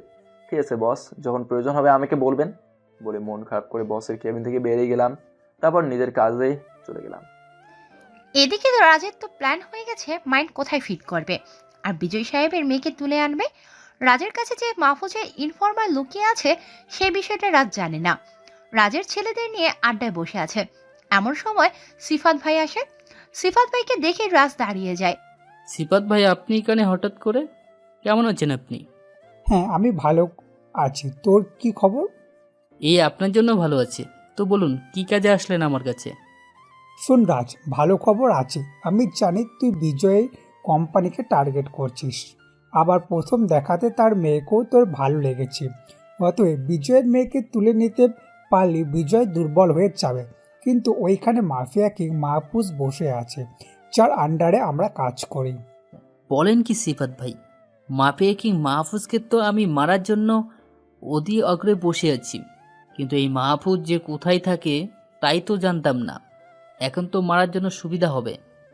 হ্যাঁ, আরও একটা কথা জানতে পেরেছি যে মাহফুজ বিজয়ের মেয়েকে ভালোবাসে। অতএব বিজয়ের মেয়েকে জিম করলে মাহফুজ তোর হাতের নাগালে। আর আমিও মাহফুজকে মারার জন্য চেষ্টা করতেছিলাম, কিন্তু কোনোভাবেই কিছু করতে পারতেছিলাম না। এবার সুযোগ পাইছি মাহফুজকে মারার। হ্যাঁ ঠিক বলছেন, আমি কাল রাতেই সব ব্যবস্থা করতেছি। মাহফুজের ইনফরমার হাবিব আর নিলয় রাজদের ওই প্ল্যান শুনে সাথে সাথে মাহফুজকে ফোন দেয়। মাহফুজ একটু বিশ্রাম নিচ্ছে আর তখনই ফোনটা বেজে ওঠে। হ্যাঁ হাবিব বল, কি খবর? ভাই, একদম তাজা খবর আছে। তারপর হাবিব রাজের প্ল্যান সম্পর্কে মাহফুজকে সব জানিয়ে দেয়। আর সিফাত ভাই আপনাকে মারার প্ল্যান করছে। ঠিক আছে, প্ল্যান আমার কাছেও আছে। আর কালই রাজের শেষ দিন, তুই শুধু একটা কাজ কর, রাজের কাছে খবর পৌঁছে দে যে বিজয় সাহেব তার মেয়ের বিয়ে ঠিক করে ফেলেছে। বাকি সব আমি করব। ঠিক আছে ভাই। তারপর হাবিব রাজের কাছে খবর পৌঁছে দেয় যে বিজয় সাহেব তার মেয়ের বিয়ে ঠিক করেছে। একথা শুনে রাজের মাথায় আগুন ধরে যায়। বিজয়ের বাচ্চা এত বড় সাহস যে ওর মেয়ের বিয়ে ঠিক করে, যেখানে আমি ওর মেয়েকে চাইছি। কাল ওর মেয়ে আর ওকে ধরে আনবো, আর মাইন দিয়ে কোম্পানি বাড়ি সব উড়িয়ে দিব। এদিকে মাহফুজ অন্য প্ল্যান করে বসে আছে। এই রাজকে কালি মাটির সাথে মিশিয়ে দেবে এতদিন চুপ করেছিল, কিন্তু এখন আর নয়। মাহফুজ তাহসিনের কাছে ফোন করে। তাহসিন, তুই কোথায় আছিস? এই তো এখন এক জায়গায় একটু কাজে আসছি। আজ বিকালে মাফিয়ার সব ছেলেদের খবর দিয়ে আড্ডায় আসতে বল। ঠিক আছে, আমি সব ব্যবস্থা করতেছি। বিকেলে অফিস ছুটি হলে মাহফুজ বাসায় চলে যায়। বাসায় গিয়ে রেডি হয়ে আড্ডায় চলে যায়। গিয়ে দেখে আগে থেকেই সবাই এসে বসে আছে। তারপর মাহফুজ আড্ডায় ঢুকে যায়। মাহফুজকে দেখে সবাই দাঁড়িয়ে যায়। তারপর মাহফুজ একটি চেয়ারে গিয়ে বসে। হ্যাঁ বল মাহফুজ, কি জন্য ডেকেছিস? শোন, তোরা সবাই রাজকে, যে আমাকে মেরে ফেলার জন্য সমস্ত ব্যবস্থা করছে আর টার্গেট করছে বিজয় সাহেব আর তাসফিকে, ওরা জেনে গেছে যে আমি তাসফিকে ভালোবাসি, যে তাসফিকে দিয়ে আমাকে ধরবে। বিজয় সাহেবকে মাইন দিয়ে উড়িয়ে দেওয়ার ভয় দেখিয়েছে। রাজ মনে হয় আজ রাতেই মাইন লাগাবে বিজয় সাহেবের কোম্পানি আর বাড়ির চারপাশে। ওরা কিছুই করতে পারবে না, আমরা সবাই আসছি। আর শোন তাহসিন, তুই আমাদের ছেলেদের দূরে গ্রুপ কর। একটা গ্রুপ রাজের সব মাইন্ডগুলো ফিউজ করে দেবে, আর একটা গ্রুপের কাজ হলো রাজের আড্ডার জায়গায় চারপাশে যত আড্ডাখানা আছে সবগুলোর চারপাশে মাইন্ড লাগানো। ওকে, সব কিছু হয়ে যাবে, তুই নিশ্চিন্তে থাক। তারপর মাহফুজ বাসায় চলে যায়। এদিকে মাহফুজের ধারণা অনুযায়ী রাজের ছেলেরা রাতেই কোম্পানি আর বিজয় সাহেবের বাড়ির চারপাশে মাইন লাগিয়ে দিয়ে যায়। মাহফুজ তো আগে থেকে সিসি ক্যামেরা লাগিয়ে রাখছিল, তাই সিসি ক্যামেরাই সব রেকর্ড হয়ে গেল যেখানে মাইনগুলো লাগিয়েছে। তারপর মাহফুজ সেই ভিডিওটা তাহসিনের কাছে পাঠিয়ে দেয় আর সবগুলো মাইন নষ্ট করে দিতে বলে। তারপর ঘুমিয়ে যায়। তাহসিনও কাজে লেগে যায় ছেলে পেলে নিয়ে। রাতের মধ্যে সবকিছু কমপ্লিট করে ফেলে। সকালে উঠে ফ্রেশ হয়ে অফিসের দিকে রওনা দেই। অফিসে পৌঁছে মন দিয়ে কাজ করতে থাকি। এভাবেই দুপুর হয়ে যায়। হঠাৎ মাহফুজের কাছে একটা ফোন আসে। মাহফুজ ফোনটা রিসিভ করতেই রাজ বলে ওঠে। মাহফুজ, তুই কি ভেবেছিস তোর ইনফরমান দিয়ে আমার সব তথ্য নিয়ে নিবি? সেটা কখনো সম্ভব নয়, কারণ তোর ইনফরমারকে আমি বন্দি করে ফেলেছি। এই নে, ওর গলা শোন। তারপর রাজ হাবিব আর নিলয়ের মুখের কাছে ফোনটা ধরে। ভাই, আমাদের কিছুই হবে না, আপনি আছেন তো, আমরা জানি আপনি আমাদের বাঁচাবেন। বলতেই রাজ ফোনটা নিয়ে নেয়। এদিকে মাহফুজ রাজের মুখ থেকে বিজয় সাহেবের কথা শোনার জন্য বসে আছে, কারণ মাহফুজ জানে যে বিজয় সাহেব আর তাসফিকে রাজ তুলে নিয়ে গেছে। মাহফুজ শোন, আর একটা কথা, তোর ভালোবাসা তাসফি আর বিজয়কে তুলে নিয়ে আসছি। যদি সবাইকে বাঁচাতে চাস তাহলে আজ সন্ধ্যায় আমাদের আড্ডায় চলে আয়। আমি মেসেজে ঠিকানা দিয়েছি। আর হ্যাঁ, একাই আসবি, কোনো অস্ত্র ছাড়া। বলেই ফোনটা কেটে দেয়। মাহফুজ এই সুযোগটার জন্যই অপেক্ষা করতেছিল এত সময় ধরে, কারণ আজই রাজের শেষ করে দেবে। মাহফুজ তখনই তাহসিনকে ফোন দেয়। হ্যাঁ বল, কি করতে হবে? শোন তাহসিন, রাজ আমাকে ওদের আড্ডায় যেতে বলেছে আজ সন্ধ্যায়, আর আমাকে একাই যেতে বলেছে। আমি জানি ওরা আমাকে মেরে ফেলার জন্য ওইখানে সব কিছুই ফাঁদ তৈরি করছে। তুই 3000 ছেলে নিয়ে কাজের আড্ডার চারপাশে সেট হয়ে যা, আর সবাই স্নাইপার নিয়ে যাবি। আমি ইশারা দিলেই শুরু করে দেবি। আচ্ছা ঠিক আছে, কোনো চিন্তা করিস না, সব হয়ে যাবে, তুই নিশ্চিন্তে চলে যা। তারপর মাহফুজ বাসায় চলে যায়। বাসায় গিয়ে খাটের নিচ থেকে মেশিনটা বের করে। অনেকদিন ধরে মেশিনটা ব্যবহার করা হয় না। তারপর 2 মাথাওয়ালা ছুরিটা বের করে। এতদিন পর আজ ছুরিটা রক্তের স্বাদ পাবে। সন্ধ্যার দিকে মাহফুজ রাজের দেওয়া ঠিকানায় পৌঁছে যায়। আড্ডায় ঢোকার সময় মাহফুজকে চেক করতে থাকে, কিন্তু মাহফুজ মেশিন আর ছুরি এমনভাবে রাখছে যে রাজের ছেলেগুলো চেক করে পেল না। তারপর মাহফুজ আড্ডায় ঢুকে যায়। মাহফুজকে দেখে রাজের সব ছেলেরা ঘিরে ধরে। মাহফুজ কোনার দিকে চোখ রেখে দেখে তাসফি আর বিজয় সাহেবকে বেঁধে রাখছে। ওদের পাশেই হাবিব আর নিলয়কে বেঁধে রাখছে। সবারই মুখ বাঁধা। তাসফি আর বিজয় সাহেব তো মাহফুজকে এইখানে দেখে প্রচন্ড অবাক হয়েছে। মাহফুজের দিকে অবাক দৃষ্টিতে তাকিয়ে আছে। মাহফুজ তাসফির দিকে তাকিয়ে মুস্কি একটা হাসি দেয়। ঠিক সেই মুহূর্তে রাজ বেরিয়ে আসে। রাজ এসেই একটা হাসি দেয়। কি রে, শেষ পর্যন্ত আমার পদে পা দিলি? তোরে তো আজকে জমের বাড়িতে পাঠাবো, তৈরি হয়ে যা। আমি জোরে হেসে দিই। তুই শেষ করবি আমাকে? আমি অনেকদিন ধরে স্বাভাবিক জীবনযাপনের চেষ্টা করছি, কিন্তু তোর জন্য আজ পর্যন্ত পারলাম না। আজ কে কাকে জমের বাড়ি পাঠায়? তাই দেখ, আজই তোর জীবনের শেষ দিন। তাহলে আগেই তোর সামনে তোর বসের আর কোম্পানি বাড়ি উড়িয়ে দিব। বলে ফোনটা বের করে আর ল্যাপটপ অন করে। ল্যাপটপে বিজয় সাহেবের বাড়ি আর কোম্পানির লাইভ ভিডিও প্লে হচ্ছে। এবার সব মাইন দিয়ে উড়িয়ে দিব, আর সবাই তাকিয়ে দেখবে। বলে ফোনের বাটনে চাপ দেয়, কিন্তু মাইন বিস্ফোরণ হয় না। রাজ তো অনেক অবাক হয়েছে। এভাবে সবগুলো মাইনের সুইচ চাপে। কিন্তু একটা বিস্ফোরণ হয় না। মাহফুজ এবার মুচকি হেসে বলে, আমি কি তোর মতে এরকম কাঁচা কাজ করি? আমার মাফিয়ার দলে কাজ করিস আর আমাকে শেখাবি কাজ কাকে বলে? তারপর মাহফুজ ফোনটা বের করে রাজের জন্য আড্ডার জায়গাগুলো লাইভ ভিডিও অন করে। তারপর ওয়ান বলতেই কান ফাটানো আওয়াজ প্রথমে আড্ডার জায়গাটা উড়ে যায় মাইনের আওয়াজে। পুরো শহর কেঁপে ওঠে মাইনের আওয়াজে। তারপর মাহফুজ টু বলার সাথে সাথে আরেকটা মাইন বিস্ফোরণ হয়। এভাবে 6টা মাইন বিস্ফোরণ হয়। তোর সবগুলো আড্ডার জায়গা শেষ, এখন তোকে শেষ করব। তাই নাকি? তোর সাহস তো মন্দ না, আমার ঘরে এসে আমাকেই হুমকি দিস। বলেই রাজ ওর ছেলেদের অর্ডার দেয় মাহফুজকে মারার জন্য। সাথে সাথে রাজের সব ছেলে মাহফুজকে মারার জন্য এগিয়ে আসে। মাহফুজ এবার বাম পায়ের গোড়া থেকে ছুরিটা বের করে একাই ওদের সাথে লড়াই শুরু করে। মাহফুজ একাই 50 জনের মতো ছেলেকে মেরে মাটিতে শুইয়ে দেয়। আবার ছেলেগুলো তেড়ে আসে। মাহফুজ ওদের সাথেও লড়াই করতে থাকে, কিন্তু হঠাৎ করে মাহফুজের পেটের মধ্যে কেউ একজন চাকু ঢুকিয়ে দেয়। মাহফুজ পেছন দিকে তাকিয়ে দেখে সিফাত বাই তার পেটে চাকু ঢুকিয়ে দিয়ে হাসছে। সিবাত ভাইকে দেখে অবাক হয়ে যাই, যে এতদিন আমার সাথে ছিল সে আজ আমাকে চাকু মারলো। মাহফুজ তখন পেট থেকে চাকু বের করে সিফাতের বুকে সজোরে একটা লাথি মারে। সিফাত তাল সামলাতে না পেরে কয়েক হাত দূরে গিয়ে পড়ে। উত্তর বাচ্চা, তুই আমাকে মারলি? বলে মাটি থেকে উঠে মাহফুজকে আবার মারার জন্য এগিয়ে আসে। আর তখনই তাহসিন মাফিয়ার ছেলেদের অর্ডার দেয় গুলি চালাতে।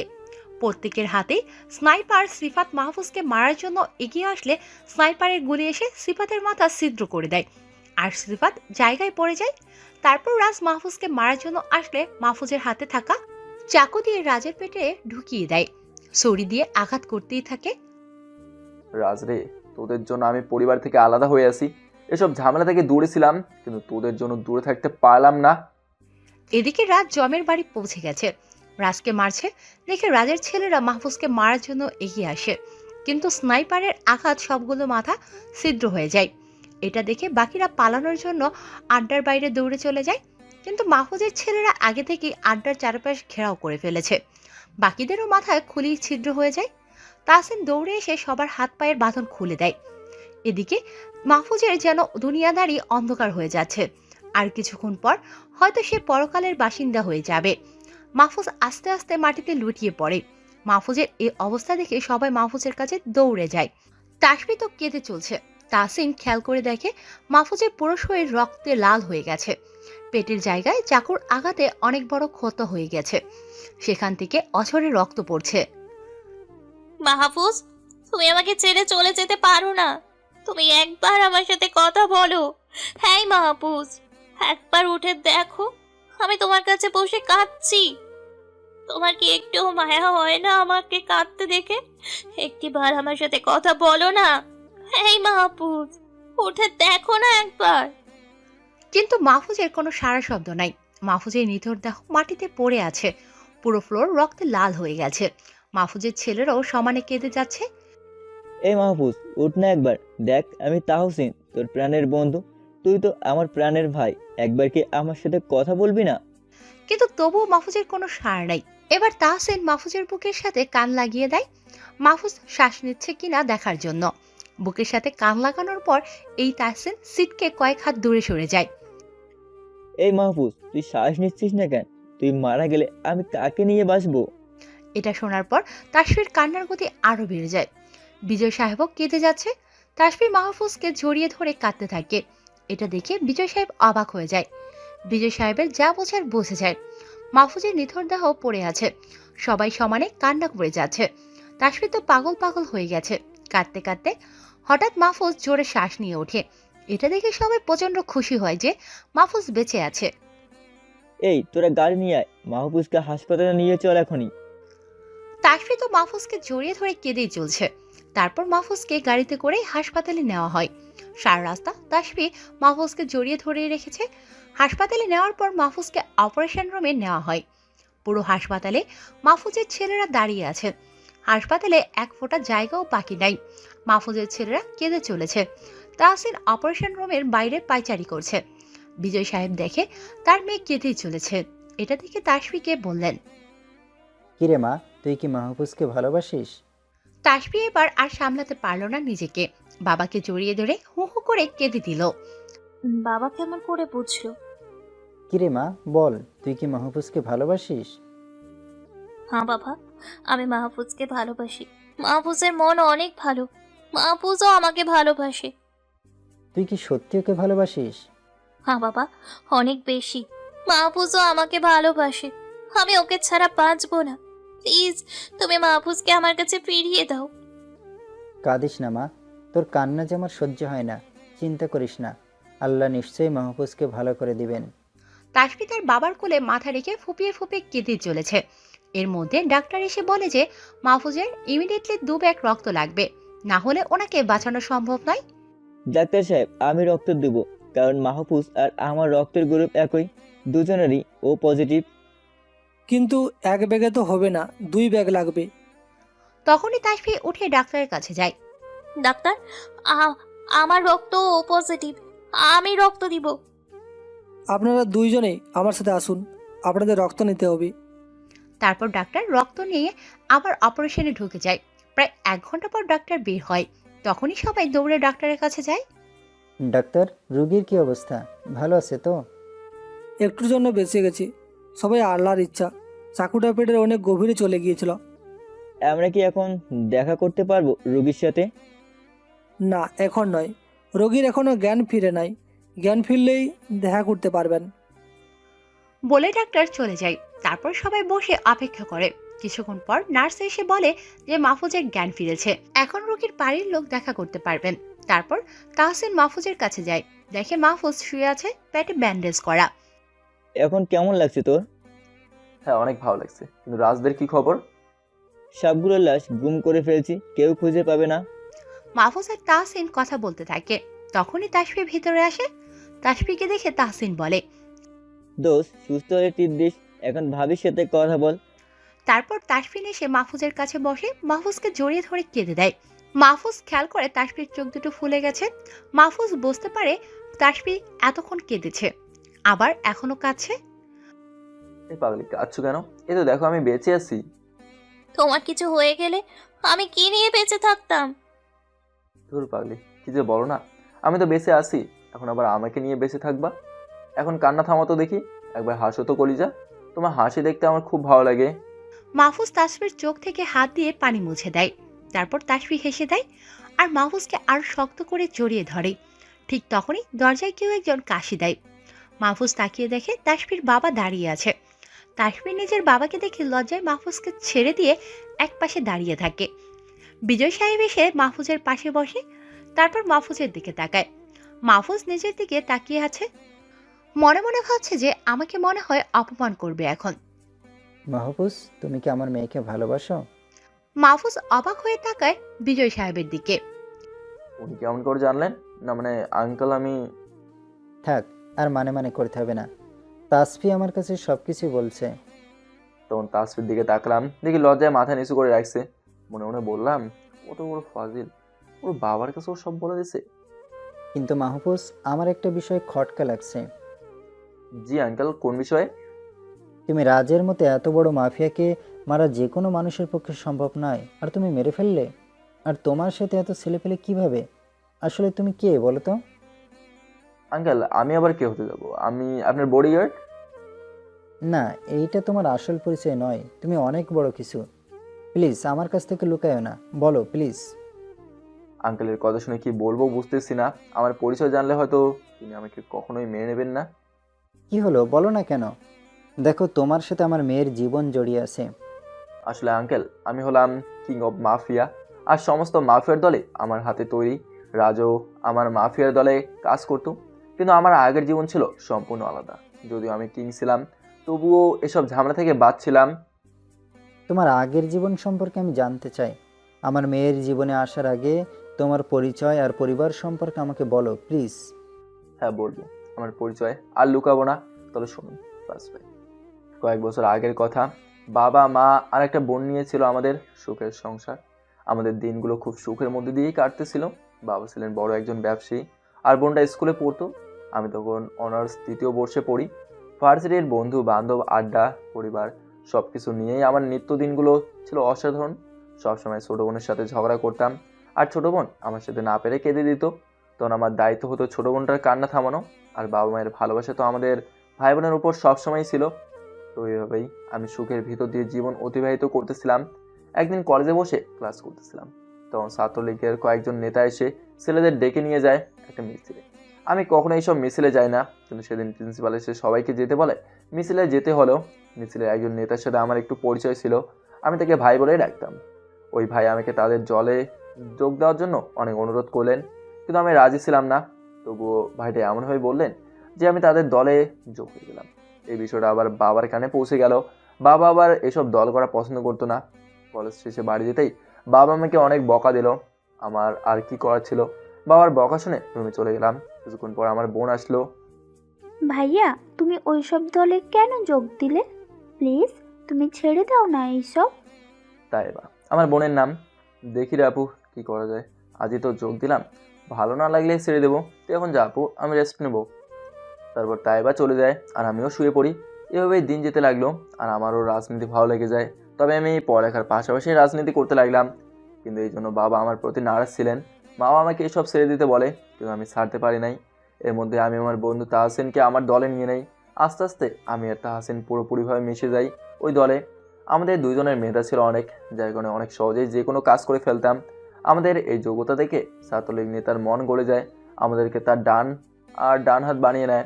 এভাবেই দুজন উপরে উঠতে থাকি, কিন্তু আমাদের গতি এর মধ্যেই সীমাবদ্ধ ছিল না। আমরা আরও কঠিন কাজগুলো করতে লাগলাম। আমার আর তাহসিনের মধ্যে রাজনীতি এমনভাবে গেঁথে গিয়েছিল যে আমরা এর জন্য কোনো কিছুই করতে রাজি ছিলাম। এভাবেই আমাদের দিন কাটতে লাগলো। আমরা বিভিন্ন কাজের মাধ্যমে নেতাদের দৃষ্টিতে পড়তে লাগলাম। সবাই এক পর্যায়ে আমাকে আর তাহসিনকে সবগুলো কাজে নিতে লাগলো। কিছুদিন পর আমার কাজ দেখে বড় একজন নেতা খুশি হয়ে গেল, আর আমাকে একটা এলাকার দায়িত্ব দিয়ে দিল। আমিও তাহসিনকে আমার ডান হাত করে নিলাম। কিন্তু আমার বাবা আমার উপর প্রচণ্ড ক্ষিপ্ত হয়ে গেল। একদিন ডেকে বলল, মাহফুজ, তুই যদি এই রাস্তা থেকে সরে না আসিস তাহলে আমার ঘরে তোর জায়গা হবে না। কিন্তু কে শুনে কার কথা। রাজনীতিতে ঢুকে আমি অমানুষ হয়ে গিয়েছিলাম। যে বাবার মুখে পর বলে দিলাম যে তোমার ঘরে না থাকলে আমার কোনো সমস্যা নেই, বলে রুমে চলে গেলাম। পরদিন সকালে ঘুম থেকে উঠে শুনতে পেলাম যে আমাদের বিপক্ষ দলের নেতার ভাই আসিফ তাহসিনকে মেরেছে। এটা শুনে আমার মাথায় রাগ উঠে গেল। আমি আমার ছেলেদের ফোন করে বললাম যে যেখানে আসিফকে দেখতে পারবি আমাকে জানাবি। তারপর ফ্রেশ হয়ে খেতে বললাম। এর মধ্যে একজন ফোন করে বলল যে আসিফ চৌরাস্তার মোড়ে আছে। তখনই খাওয়া সেরে উঠে চলে গেলাম, গিয়ে দেখে আসিফ দাঁড়িয়ে আছে। আমি তখনই গিয়ে আসিফকে মারতে শুরু করলাম। আমার এতটাই রাগ হয়েছিল যে মারতে মারতে আসিফকে আমি মেরেই ফেলেছিলাম। আর এই খবরটা চলে গেল আসিফের ছোট ভাইয়ের কাছে। তারপর আসিফের ভাই আমাকে মারার জন্য আমার বাড়ি যায়, কিন্তু আমাকে না পেয়ে পুরো বাড়ি ভেঙে তছনছ করে দিয়ে আসে। বিকেলে আমি বাড়িতে গেলে আমার মাথা তো ঘুরে যায় বাড়ির ওই অবস্থা দেখে। তখনই বাবা আমার সামনে আসে। বাবা, একবার আমাকে বলো এই অবস্থা কে করছে, তাকে আমি জীবিত রাখবো না। বলতেই বাবা আমার দুই গালে কষে থাপ্পড় মারে। তুই আমার ছেলে হতে পারিস না। তোর মতো একটা কুলঙ্গার ছেলেকে আমি মানুষ করতেছি এতদিন ধরে। একজন খুনি কখনো আমার ছেলে হতে পারে না। আজ থেকে তোকে আমি ত্যায্যপুত্র ঘোষণা করলাম। তুই এক্ষুনি আমার বাড়ি থেকে চলে যাবি। তখন বাবার কথাগুলো যেন আমার কলিজা ছিঁড়ে দিয়েছিল। ঠিকই তো, আমি একজন খুনি। তারপর কাঁদতে কাঁদতে বাড়ি থেকে বের হয়ে আসলাম। রাস্তায় একটা চায়ের দোকানে গেলাম, গিয়ে দেখি তাহসিনও আমার মতো চায়ের দোকানে বসে আছে। তাহসিন, এভাবে বাংলা পাঁচের মতো মুখ করে বসে আছিস কেন? দোস্ত রে, এসব ঝামেলায় জড়িয়েছি বলে আমাকে বাড়ি থেকে বাবা অনেক অপমান করে বের করে দিয়েছে। তাহসিনের কথায় তখন মৃদু হাসলাম যে ওর আর আমার অবস্থা একই রকম। তারপর দোকান থেকে বের হয়ে আমাদের নেতার কাছে গেলাম, যার আন্ডারে আমরা কাজ করতাম। কিন্তু সেই নেতা আমাদেরকে খুনির অপবাদ দিয়ে তাড়িয়ে দিল। সেখানেও আমাদের জায়গা হলো না। একবার মনে করলাম বাড়িতে ফিরে যাই, কিন্তু তখন মনে পড়লো যে বাবা তো আমাকে বাড়ি থেকে বের করে দিয়েছে। তারপর কি আর করার, আমার আর তাহসিনের কোনো জায়গাতেই আশ্রয় জুটলো না। তখন উপলব্ধি করতে পারলাম যে পরিবারের ভূমিকা কতটুকু। এই নেতারা শুধু তাদের স্বার্থের জন্য আমাদেরকে গরুর মতো খাটায়। তখন আমি প্রতিজ্ঞা করলাম যেভাবেই হোক আমি মাফিয়াদের কিং হব, নিজের মাফিয়ার দল তৈরি করব। আর যারা আমার সাথে প্রতারণা করছে বা করবে, একটাকেও জীবিত রাখবো না। এখানে একটা কথা বলে রাখি যে আমি কোনো দলের বিরুদ্ধে বলছি না, এখানে শুধু আমার মন গড়ার কথা ছাড়াই কিছুই নাই। তো চলুন গল্পটা শুরু হওয়া যাক। তখন আর আমি তাহসিন রাস্তায় ঘুরতে লাগলাম। অনেক অসহায় হয়ে পড়লাম আমরা দুজন। প্রত্যেক দিন নিজেদের খাবার জোটাতেই কষ্ট হয়ে যায়, বেঁচে থেকেও মার যেতে লাগলাম দুজনে। কিন্তু এভাবে আর কতদিন চলবে, পেট তো চালাতে হবে। তাই কাজের সন্ধানে বেরিয়ে গেলাম দুজন। কিন্তু ভালো কোনো কাজ পেলাম না। অবশেষে পেটের দায়ে খারাপ কাজের সাথেই যুক্ত হয়ে গেলাম। সব রকমের খারাপ কাজই করতে লাগলাম। এমন কোনো খারাপ কাজ ছিল না যা আমরা করতাম না। চুরি থেকে শুরু করে খুন পর্যন্ত করতে লাগলাম। এক পর্যায়ে মাফিয়া দলের সাথে যুক্ত হয়ে গেলাম দুজনে। এখানেও আমাদের কাজের গতি দেখে উপর লেভেলে পাঠানো হলো, কিন্তু আমি তো আগেই ভেবে রেখেছি যে আমি নিজের দল তৈরি করব। আমি আমার নিজের গতি মতো এগোতে লাগলাম, আর তাহসিন তো আমার সাথে আসেই। তারপর থেকে বড় বড় নেতাদের সাথে কাজ করতে লাগলাম, আর গোপনে কৌশলে মাফিয়াদের ক্রুদের আমার দলে আনতে লাগলাম। তাহসিনকে এখানেও আমার ডান হাত বানালাম। কিছুদিন পর আমার একটা বিশাল দল হয়ে গেল। আমি যে মাফিয়ার দলে কাজ করতাম তার সমস্ত ভ্রুকে আমার দলে নিয়ে আসলাম। তখন ওরা শুধু উপরেই মাফিয়ার দলে কাজ করতে লাগলো, কিন্তু ভেতরে আমার আন্ডারেই কাজ করতে শুরু করলো। এভাবে প্রচুর বুদ্ধির সাথে কাজ করে আমি আন্ডারগ্রাউন্ডের মাফিয়া কিং হয়ে উঠলাম। কিন্তু কীভাবে যেন বড় বড় মাফিয়া আন্ডারগ্রাউন্ডের লিডার আমার বিষয়টা জেনে গেল। আমাকে দেখে বড় মাফিয়ার দলগুলো পাঙ্গা নিতে আসলো, কিন্তু আমার দলের সাথে পারলো না। তারপর সব কটা মাফিয়ার গ্রুপকে বন্দি করে আমার দলে নিয়ে আসলাম। আস্তে আস্তে দেশের সব মাফিয়াকে নিজের আয়ত্তে আনলাম। তারপর হয়ে গেলাম কিং অফ মাফিয়া। নিজেকে আত্মগোপন করে মাফিয়া টিম পরিচালনা করতে লাগলাম। তারপর পরিচয় হলো সিবাত ভাইয়ের সাথে। সিবাত ভাই ছিল অনেক বড় একজন মাফিয়ার নেতা। এভাবেই দিন যেতে লাগলো। কিন্তু একদিন বাবা মা আর আমার বোনটার কথা খুব মনে পড়ে গেল। নীরবে কাঁদলাম তাদের জন্য, কিন্তু পরক্ষণে মনে পড়ে গেল অতীতের সেই কথা, যাদের জন্য পরিবার থেকে আলাদা হতে হয়েছিল। তাদেরকে আমি ছাড়বো না। তারপর আমার ছেলেদের পার্টি আসিফের বড় ভাইকে আমার কাছে নিয়ে আসলাম। আমাকে দেখেই চিনে ফেললো। তারপর ওটাকে কতল করলাম। তারপর যে নেতা আমাদের খুনের অপবাদ দিয়েছিল তাকেও খুন করলাম। এভাবেই শান্ত হলাম ওদেরকে মেরে। কিন্তু আমি এভাবে মাফিয়া হয়ে থাকতে ভালো লাগছিল না। আর নিজের একটা আলাদা পরিচয় বানানোর জন্য আপনার কোম্পানিতে চাকরি নিলাম, আর এখন আপনার বডিগার্ড হয়ে আপনার সামনে শুয়ে আছি বলে আমার অতীত শেষ করলাম। তাকে দেখি আঙ্কেল আর তাসফি দুজনেই কাঁদছে। মাহফুজ আজই তোমার পরিবারকে এখানে আনবে। আমি আগামী সপ্তাহে তোমার আর আমার মেয়ের বিয়ে দেব। জি আঙ্কেল। পরদিন সকালে তাহসিনকে পাঠালাম আমার আর ওর পরিবারকে নিয়ে আসতে। বিকেলে তাহসিন নিয়ে চলে আসলো সবাইকে। আমার বাবা সব কিছু শুনে আমাকে বুকে জড়িয়ে নিলেন। তাহসিনও ওর পরিবারের সাথে এক হয়ে গেল। আগামী সপ্তাহে আমার আর তাসফির বিয়ে। দেখতে দেখতে বিয়ের দিন চলে আসলো।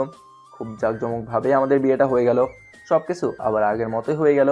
আমার বোনটাও নিজের ভাবিকে পেয়ে খুব খুশি হলো। 2 বছর পর মাহফুজ আর তাসফিয়ার জান্নাতি হুরের মতো একটা মেয়ে হলো। সবাই ভালোবেসে মেয়ের নাম দিল লামিয়া।